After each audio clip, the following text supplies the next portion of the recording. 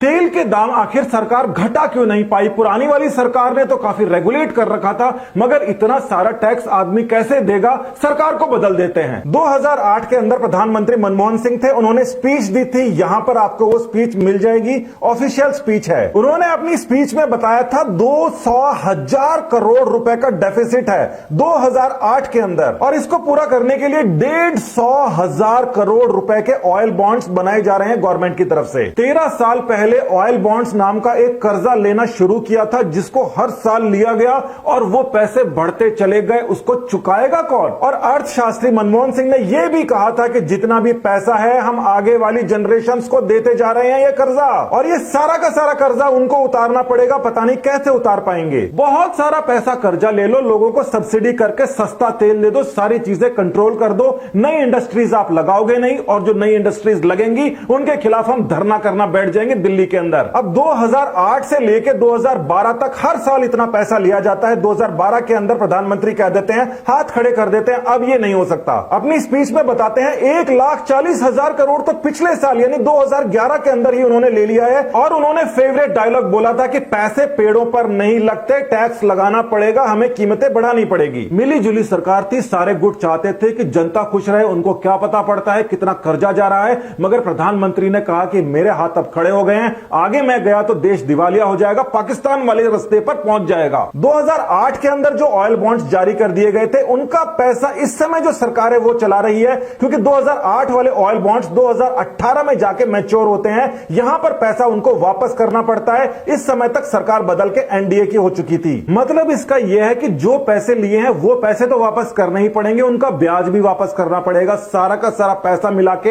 हर साल बढ़ता गया। 10 साल बाद में इसकी पेमेंट होनी शुरू होनी थी। ये जो ऑयल बॉन्ड्स हैं, इनका जो ब्याज है वो देखिए ब्याज कितना बढ़ता जा रहा है। 2008 के अंदर जब मनमोहन सिंह ने कहा था उस समय ये ब्याज था, और 2012 आते आते ये ब्याज पहुंच गया था 10,000 करोड़ केवल और केवल ब्याज के देने जाने थे। 10,000 करोड़ इसके बाद में हर साल दिए जाते हैं केवल और केवल ब्याज के, और साथ के अंदर असल भी दिया जाता है। आप यहां पर देखिए 2009 के अंदर जो बॉन्ड के नाम पर ब्याज लिया गया था वो धीरे धीरे बढ़ते बढ़ते जब उसको पेमेंट किया जाएगा तो 1,44,186 करोड़ रुपए का हो जाएगा। साल दर साल पैसे लिए गए थे, 10 साल बाद में हर साल हजारों करोड़ रुपए मैच्योर हो जाते हैं। वो पैसा भी देना पड़ता है इंटरेस्ट के साथ। 2030 तक का निपटारा पुरानी सरकारें करके जा चुकी हैं। आपको यह पता होना चाहिए इंडिया की करीब 60% पॉपुलेशन एग्रीकल्चर के ऊपर डिपेंडेंट है, वो बेहिसाब सब्सिडीज लेती हैं। भारत के अंदर 60% लोग सब्सिडी लेते हैं, यानी कि 40% उस सब्सिडी को भरते हैं। सरकार अपनी जेब से नहीं दे सकती, सरकार को टैक्स लेना पड़ता है और वही सब्सिडीज दे सकती है। अब कई सारे लोग बैठे हैं कि अमेरिका के अंदर भी यही होता है, वहां पर भी तो सब्सिडी दी जाती है। वहां पर दी जाती है 2% लोगों को। 2% लोगों को अमेरिका के अंदर एग्रीकल्चर सब्सिडी दी जा रही है, यानी 98% लोग 2% लोगों की सब्सिडी उठा रहे हैं। इंडिया के अंदर 40% 60% की सब्सिडियां उठा रहे हैं। बहुत सारे नेता यहां पर इकट्ठे हो गए, वो बोल रहे हैं कि भाई किसानों को एमएसपी के ऊपर और ज्यादा पैसा दिया जाना चाहिए। और उसमें यह तर्क और है कि पुरानी सरकारों ने जितनी सब्सिडियां दी हैं उससे 1.5 गुना ही इस सरकार ने बढ़ाई है, इसको 10 गुना बढ़ानी चाहिए। अब ये मान लेते हैं कि जो 60% लोग 40% से सब्सिडी ले रहे हैं, उनको एमएसपी के ऊपर भी उनकी उपज के ऊपर ज्यादा पैसे दो। किससे ज्यादा पैसे दो? अमेरिका से भी ज्यादा चाहिए क्या? पहली बात तो अमेरिका के 98% लोग 2% लोगों को सब्सिडी दे रहे हैं, उनका खर्चा उठा रहे हैं। वहीं पर इंडिया के 40% लोग 60% को सब्सिडियां दे रहे हैं। अब अमेरिका वाला भी गेहूं उगा रहा है और इंडिया वाला भी गेहूं उगा रहा है, यानी कि ये दोनों के दोनों जो पॉपुलेशन है ये गेहूं उगा रही है। अब आप सोच के बताओ कि इस गेहूं का प्राइस अमेरिका में क्या है और इस गेहूं का प्राइस इंडिया में क्या है, और यहां के फार्मर्स क्या मांग रहे हैं। देखिए एक बात ढंग से समझ लीजिए, ये बात आपको कोई और नहीं बताएगा। एक नरेशन सेट कर दिया गया है, भारत के ऊपर तगमा लगा दिया गया है कि ये कृषि प्रधान देश है, कृषि प्रधान ही रहो, इंडस्ट्रीज के अंदर मत घुसो, और कृषि प्रधान अगर रहेगा तो दिवालिया बहुत जल्दी हो जाएगा। ये जो गेहूं है ये एक कॉमोडिटी है, इंटरनेशनल मार्केट के अंदर सब लोग इसको बेचते हैं बिल्कुल तेल की तरह। इस तेल के ऊपर आपको सब्सिडी दी गई, और सब्सिडी देकर क्या किया? आपको तेल सस्ता किया। मगर यहां पे जो गेहूं है इसको इंडिया खुद बना रहा है, इसको दूसरों को बेचना चाहिए, इसके ऊपर सब्सिडी सब्सिडी देकर इसको महंगा खरीदा जा रहा है, यानी कि तेल के ऊपर भी सब्सिडी और गेहूं के ऊपर भी सब्सिडी। आज का जो अंतरराष्ट्रीय रेट है 1 किलोग्राम का वो 0.20 यूरो है। इसका मतलब यह होता है कि करीब 18 रुपए किलो आज के टाइम में गेहूं मिल रहा है अमेरिका के अंदर, पूरे वर्ल्ड के अंदर 18 रुपए किलो, यानी कि 1800 का रेट, जबकि एमएसपी है 1950 और मार्केट में इस समय चल रहा है 2100।